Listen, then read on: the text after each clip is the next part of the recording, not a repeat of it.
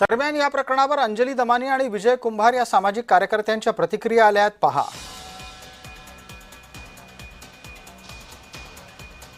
हायकोर्टापर्यंत याच्या विरुद्ध मी लढा देणार आहे.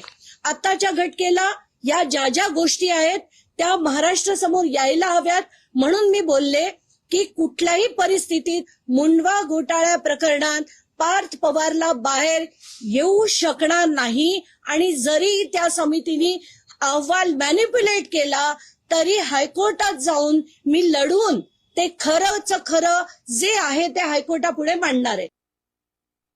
मुख्यमंत्र्यांना जर आपल्या राज्यामध्ये कायद्याचं राज्य आहे, कायद्यानुसार सगळं चालतंय असं वाटत असेल तर त्यांनी याचा पुनर्विचार केला पाहिजे आणि खरे दोषी आहेत त्यांच्यापर्यंत पोहोचलं पाहिजे. परंतु सध्याच्या काळामध्ये कायद्यापेक्षा राजकीय साठमारीला जास्त महत्त्व असतं. सामान्य माणसांसाठी कायदा वेगळा आहे आणि राजकीय दबंगांसाठी वेगळा आहे, असा एक संदेश या अहवालामधून गेलेला आहे.